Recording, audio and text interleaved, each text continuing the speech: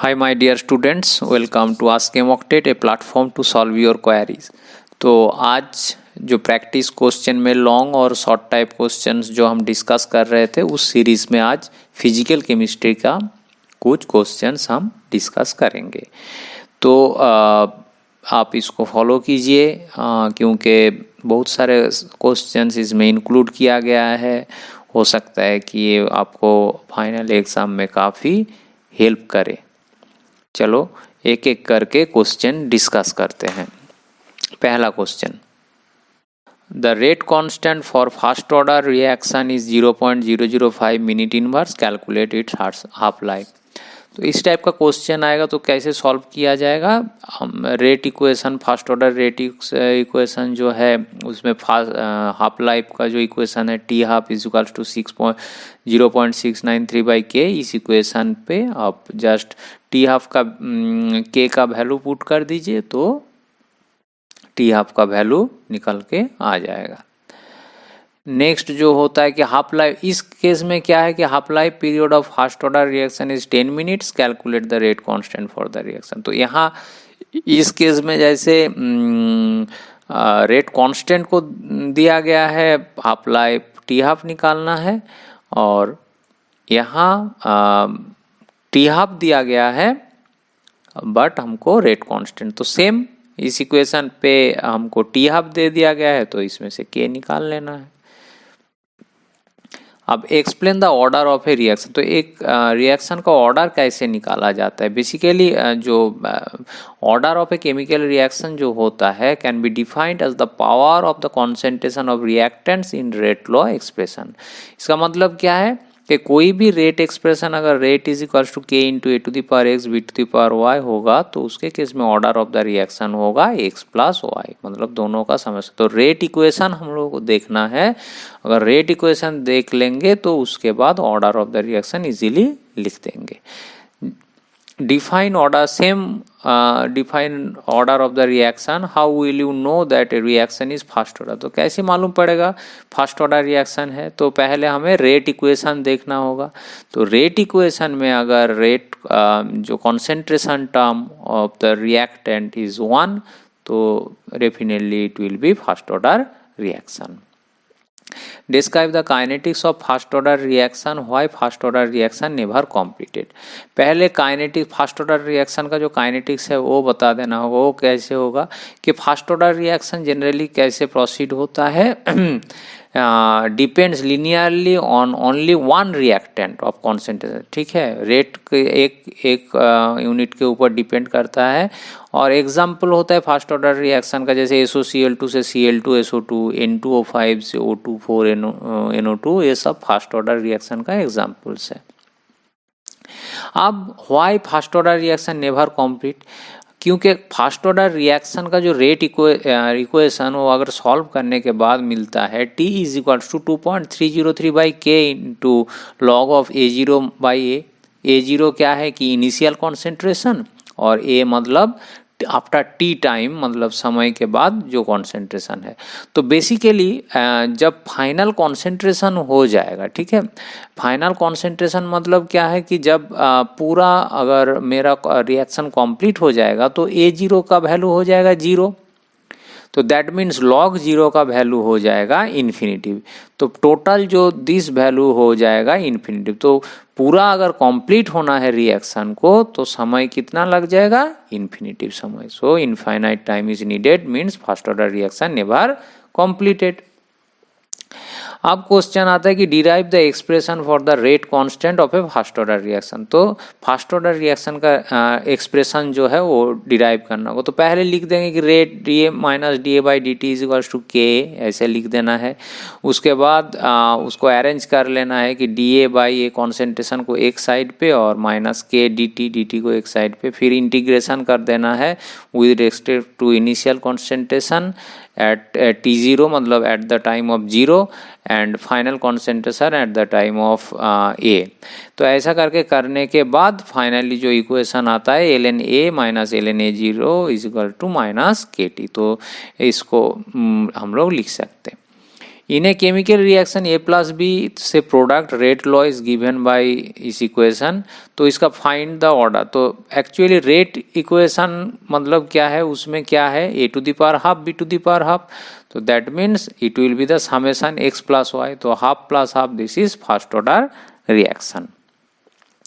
अब what is activation energy and threshold energy, ठीक है। एक्टिवेशन एनर्जी का मतलब होता है कि the minimum energy required to form activated complex, कोई भी प्रोडक्ट होगा उसके लिए जो एक्टिवेटेड एक कॉम्प्लेक्स होता है उसके बाद ही प्रोडक्ट होता है, तो एक्टिवेटेड कॉम्प्लेक्स होने के लिए जितना एनर्जी लगता है उसको कहा जाएगा एक्टिवेशन एनर्जी।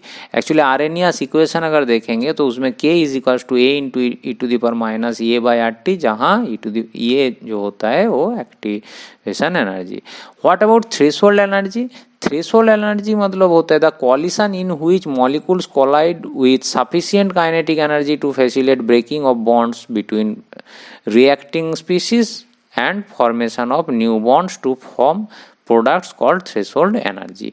मतलब CH3Br के साथ OH का अगर रिएक्शन होगा तो इसमें अगर इम्प्रॉपर ओरिएंटेशन होगा तो कोई रिएक्शन नहीं होगा, तो प्रॉपर ओरिएंटेशन में अगर रिएक्शन होगा उसके बाद ही क्या होता है, प्रोडक्ट होगा। तो प्रॉपर ओरिएंटेशन में अगर होगा सफिशिएंट काइनेटिक एनर्जी लेकर तभी वो कंपाउंड मतलब रिएक्शन कर सकता है। That means the minimum energy जो होता है that is called threshold energy.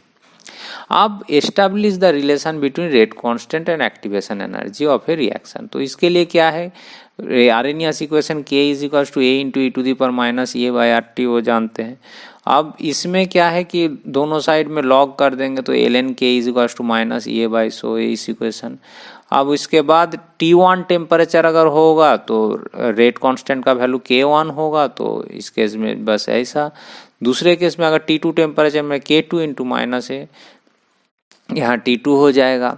अब क्या है कि दोनों अगर सब्सट्रैक्ट कर देंगे, दोनों एक से और एक माइनस कर देंगे K2 से K1, तो इस इक्वेशन को ऐसे आएगा जिसको हम लोग और भी आसानी से ऐसे लिख सकते हैं, log K2 by K1 is equals to EA by 2.303 R T2 minus T1 by, this is the rate constant and temperature relationship, ठीक है।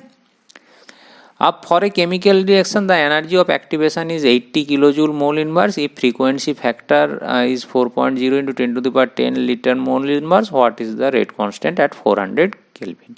तो इसके लिए क्या करना होगा, इसमें देखो आर्हेनियस जो इक्वेशन है उसको फॉलो करना पड़ेगा, हमको रेट कांस्टेंट निकालना है। तो बेसिकली फ्रीक्वेंसी फैक्टर जो है वो भी दिया हुआ है, ये जो है वो भी दिया हुआ है 80 किलो जूल पर मोल, और आर हम लोग जानते हैं कि यूनिवर्सल गैस कांस्टेंट और T is the absolute temperature that is at 400 kelvin. तो ये सब हम लोग यहाँ पुट कर देंगे तो के का वैल्यू निकल के आ जाएगा। What do you mean by primary cell? Primary cell क्या होता है? बेसिकली प्राइमरी सेल मतलब होता है एक बैटरी टाइप होता है। ये प्राइमरी सेल और battery is one that can not easily be recharged, जिसको दूसरी बार रिचार्ज नहीं कर सकते, ओनली वन टाइम यूज होगा। Are discharge following discharge and are discharge following discharge, these cells are not chargeable because the electrode reaction occurs only once after the use. Over a period of time the batteries become dead and cannot be reused. जैसे क्या होता है, जैसे जो cell होता है उसमें क्या रहता है कि जिंक कंटेनर रहता है, also act as a anode, and the cathode is a carbon graphite rod by powered manganese dioxide or carbon. The electrode reaction are complex but they can be written approximately as like this. Zinc से zinc 2 plus 2 electron, और cathode के side पे manganese dioxide क्या करेगा, ammonia base जो रहेगा उसके साथ MnOOH एंड एमोनिया, इस टाइप का एक रिएक्शन कर सकता है। दूसरा है कि सेकेंडरी सेल क्या है? सेकेंडरी सेल का मतलब है वो रिचार्जेबल सेल, ठीक है। मतलब a rechargeable battery, storage battery, और secondary cell is a type of electrical battery which can be charged, discharge into a load and recharge many times as oppose to disposable और primary battery. तो इस case में जैसे lead oxide का जो होता है, एक लेड ऑक्साइड और दूसरे कैथोड होगा और 38% सॉल्यूशन सल्फ्यूरिक एसिड इलेक्ट्रोलाइट के केस में यूज़ किया जाता है। तो lead anode, lead oxide cathode और 38% सॉल्यूशन सल्फ्यूरिक, उसमें क्या रिएक्शन हो सकता है? एनोड में होता है Pb प्लस SO4 से PbSO4 होता है प्लस 2 इलेक्ट्रॉन, और कैथोड में PbO2 plus SO4 plus 4H से PbSO4 प्लस 2 वाटर। तो ओवरऑल जो रिएक्शन होता है that is Pb plus PbO2 से प्लस 2H2SO4 से PbSO4 प्लस 2 वाटर। अब जब चार्जिंग होगा रिवर्सिबल में PbSO4 क्या होता है, फिर Pb और PbO2 में ट्रांसफर हो जाता है। तो ऐसे करके चार्जिंग डिस्चार्जिंग होते रहता है। Right the first law of Faraday's law of electrolysis. तो फर्स्ट लॉ क्या है कि the amount of chemical reaction which occurs at any electrode during electrolysis by a current is proportional to the quantity of electricity passed through the electrolyte solution or melt. अब state and explain Faraday's second law of electrolysis. तो second law of electrolysis क्या है कि the amount of different substances liberated by the same quantity of electricity passing through the electrolyte solution are proportional to their chemical equivalent weight. Atomic mass of metal divide by number of electrons required to reduce the cation. Define electrode and electrode potential. तो electrode और electrode potential क्या है? Electrode मतलब होता है an electrode is an electrode conductor used to make contact with the non metallic part of circuit. The cathode is the electrode where reduction take place. और electrode potential क्या होता है? Electrode potential is defined as the potential of a cell consisting of electrode in question acting as a cathode and the standard hydrogen electrode acting as an anode. Reduction always takes place at the cathode and oxidation at anode. ठीक है। Define specific conductance and equivalent conductance. तो इसके साथ molar कॉन्डक्टेंट्स भी कभी कभी पूछा जा सकता है, तो हम तीनों को डिस्कस कर देते हैं क्या लिखना होगा। स्पेसिफिक कॉन्डक्टेंट्स को लिखना होगा, specific conductance is defined as the conductance of unit volume of the cell, it is reciprocal of resistance. That means the unit of specific conduct ohm inverse centimetre inverse. Next equivalent conductance क्या है? Is defined as the conductance of all the ions produced by 1 gram equivalent of an electrolyte in a given solution. The unit of equivalent conductance is ohm inverse centimetre inverse equivalent inverse. और molar कॉन्डक्टेंस में क्या होगा? यहाँ जैसे 1 gram equivalent deposit हो रहा है, और इस केस में होगा 1 ग्राम मोल ऑफ द इलेक्ट्रोलाइट अगर प्रेजेंट रहेगा, तो उस केस में हमें क्या कहेंगे? उस केस में हम लोग इसको कह सकते हैं मोलर कॉन्डक्टेंस, मतलब ohm inverse centimetre to the -2 mole inverse. ठीक है। How many moles copper will be deposited by passing 24,125 coulombs of electric current from copper sulphate solution. तो इसको करने के लिए क्या होगा? कॉपर 2 प्लस 2 इलेक्ट्रॉन से कॉपर, तो मतलब टोटल 2 इंटू 90, हम लोग जानते हैं कि 96,500 कूलम अगर पास करेंगे 2 इंटू इतना, तो 1 मोल ऑफ कॉपर डिपोजिट होगा। तो हम लोग क्या 24,125 अगर हम लोग करंट पास कर रहे हैं, तो 24,125 बाई 2 इंटू इतना मतलब 0.125 मोल ऑफ कॉपर डिपोजिट होगा। अब डिफाइन स्टैंडर्ड इलेक्ट्रोड पोटेंशियल। तो इसके लिए a potential difference develop between the electrode and the electrolyte which is called electrode potential. When the concentration of all the species involved in a half cell is unity, then the electrode potential is known as standard electrode potential.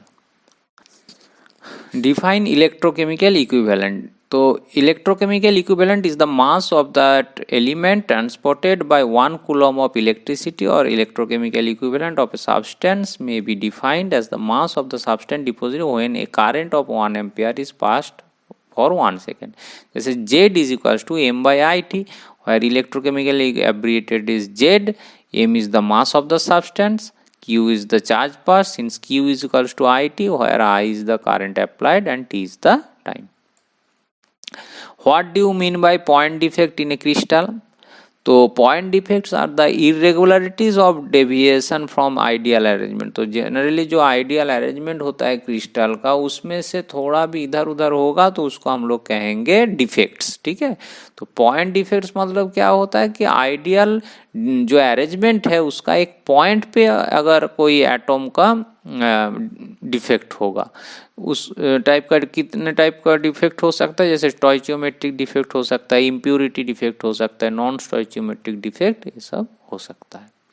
Silver क्यों good conductor of electricity है? Silver is a good conductor of electricity. Why?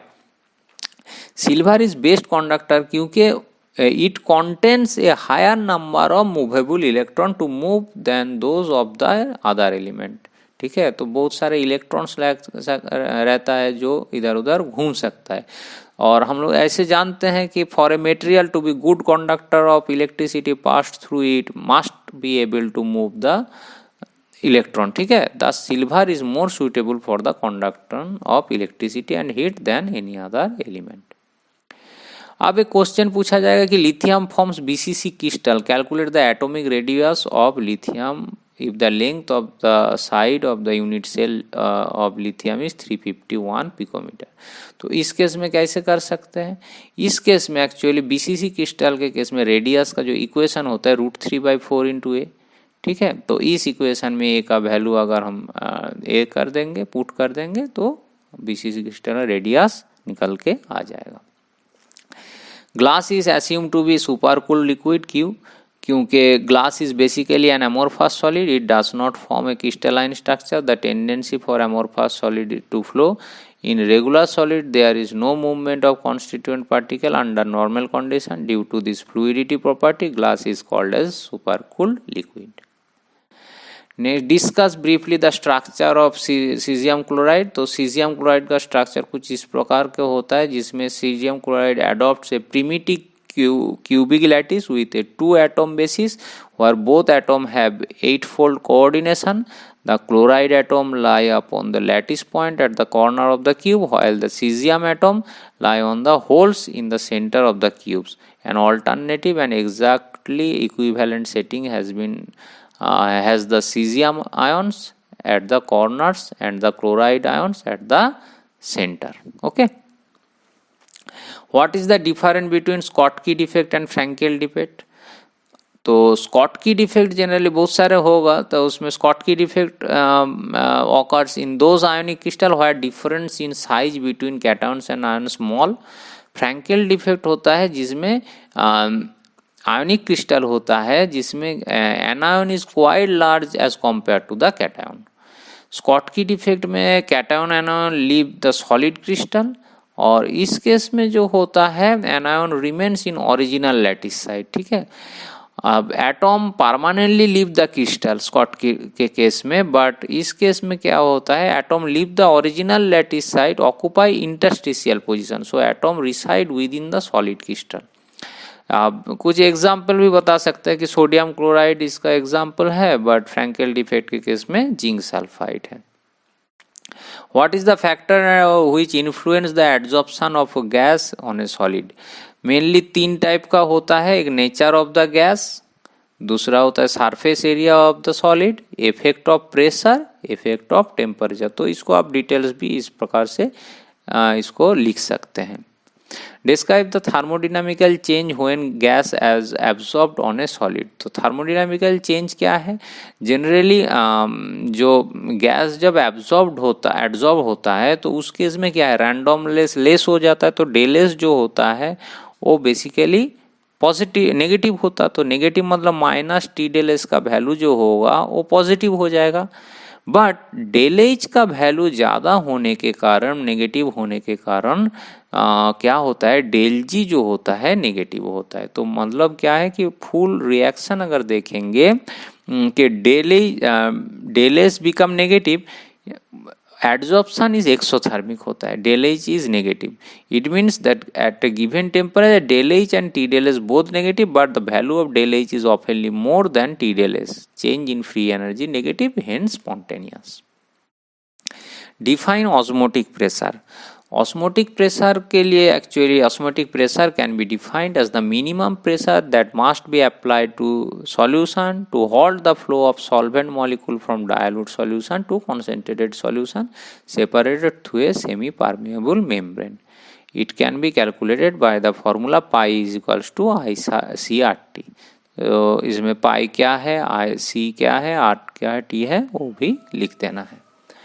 What is the difference between osmosis and diffusion? तो main difference जो होता है कि osmosis में क्या होता है कि solvent particle semi permeable membrane के थ्रू डायलूट मतलब डायलूट सॉल्यूशन से कॉन्सेंट्रेट सॉल्यूशन में मूव करता है. और डिफ्यूजन में क्या होता है, डिफ्यूजन में जनरली क्या होता है कि जो हायर कॉन्सेंट्रेशन से लोअर कॉन्सेंट्रेशन में मूव होता है. तो दोनों केस में एक्चुअली कॉन्सेंट्रेशन इक्वलाइज करने का कोशिश रहता है. और इसका जो एग्जाम्पल है, जैसे रेड ब्लड सेल स्वेलिंग हो रहा है, ठीक है, वो एक तरह का हो सकता है. Plant root hair staking. और डिफ्यूजन का जो एग्जाम्पल है, जैसे परफ्यूम अगर रूम पे रख देंगे, उसका जो ये है वो जैसे पूरा रूम में ये होता है, फील होता है, तो वो एक तरह का डिफ्यूजन है. What are the ideal and non ideal solution? Basically ideal solution का मतलब वो अगर राउल्ट्स लॉ मतलब फॉलो करेगा उसको आइडियल सॉल्यूशन कहेंगे, और अगर राउल्ट्स लॉ नहीं फॉलो करेगा तो उसको कहा जाएगा नॉन आइडियल सॉल्यूशन. तो अब Raoult's law of relative lowering of vapour pressure क्या है कि राउल्ट ने जो एस्टेब्लिश किया था जो वेपर प्रेशर के साथ जो relation, that is Raoult established that lowering of vapor pressure depends only on the concentration of the solute particle and it is independent of their identity. ठीक है, only concentration के ऊपर डिपेंड करता है. तो that is P1 is equals to x1 P1 0. अब इसमें क्या होता है, reduction of vapour pressure del P1 is given by, इसमें डेल P1 मतलब P1 minus P0 and P1 is equals to P1 0, इस इक्वेशन से x1 0. अब दिस P दोनों साइड में P1 0 अगर कंसीडर कर लेंगे, दिस 1 माई x1, तो इसमें क्या हो सकता है 1 my x1 1 minus x1 is that means x2. तो x2 मतलब del P1 is equal to x2 P1 0. That means क्या है, दैट मीन्स डेल P1, अब दोनों साइड को अगर डेल P1 से डिवाइड कर देंगे तो del P1 by P1 0 is equals to P1 minus P1 0 minus P1 by P1 0 is equals to x2. अब why does vapour pressure of a liquid decrease with addition of a non volatile solute? तो generally अगर equation देख लेंगे, यही equation को अगर simplify कर लेंगे, that x2 is equals to हम लोग लिख सकते हैं n2 by n1 plus n2. तो इसमें क्या है, बेसिकली अगर ज़्यादा सॉल्यूट दे देंगे तो P1 बढ़ जाएगा, दैट मीन्स जो वेपर प्रेशर होगा मतलब वो धीरे धीरे घट जाएगा. State Raoult's law how it is helpful for determining the molecular weight of non electrolyte solution. तो इस केस में क्या है कि राउल्ट्स लॉ में P1 वेरीज करता है x1 P1 0. तो इस इक्वेशन से हम लोग क्या कर सकते हैं, मॉलिकुलर वेट इजीली निकाल सकते हैं. ठीक है, अगर हमें राउल्ट्स लॉ के बारे में अगर हम प्रेशर वेपर प्रेशर जान लेंगे तो इजीली हम इससे निकाल सकते हैं. What is elevation of boiling point? Elevation is boiling point मतलब the increase of boiling point of solvent when another compound is added, meaning that a solution has a higher boiling point than a pure solvent is known as the elevation of boiling point. This happens when a non-volatile solute such as salt is added to a pure solvent such as water. तो जैसे उसका equation क्या है, अब relation करना होगा, del T B is equals to K B into M. अब इसमें m is equal to molality and K B क्या होता है, बॉइलिंग पॉइंट एलिवेशन कांस्टेंट और मोलाल एलिवेशन. तो इसमें क्या होता है कि W2 gram of solute of molar mass अगर M2 is dissolved in W1 gram of solvent, then molality M of the solution is given by the expression M is equals to W2 by M2. तो इसमें क्या होता है by W1 1000 is equals to 1000 into W2 by M2/W1। तो यही पूरा equation अगर इसमें सब्सटीट्यूट कर दिया जाएगा तो del T B is equals to ये हो जाएगा। तो this is the relation between boiling point and molar mass of the solute. ठीक है, तो इसको सिंप्लीफाई करके ऐसे लिख सकते हैं। How the molarity of the solution is different from molality. Actually अगर देखा जाएगा कि मोलारिटी जो होता है दैट इज पर लीटर ऑफ सॉल्यूशन, और मोलालिटी जो होता है उसको पर किलोग्राम ऑफ सॉल्वेंट। ठीक है, तो मोलारिटी जनरली कैपिटल एम और मोलालिटी जो होता है स्मॉल एम। ठीक है, ये वॉल्यूम होता है, ये मास होता है। What is Tyndall effect? तो टिंडाल इफेक्ट बेसिकली क्या होता है कि होमोजीनियस जब सॉल्यूशन के ऊपर हम लाइट देते हैं तो उसमें कोई कलर मतलब डिफ्रेक्ट नहीं होता है। ठीक है, तो उसमें क्लियर सॉल्यूशन दिखाते हैं। बट कॉलोइडियल सॉल्यूशन के केस में, in case of colloidal solution viewed in the same way may also appear reasonably clear and translucent by the transmitted light, but they show a mild to strong opalescence when viewed at right angles to the passage of light. The path of the beam is illuminated by a bluish light. This effect was first observed by Faraday and later studied in detail by Tyndall and is termed as Tyndall effect.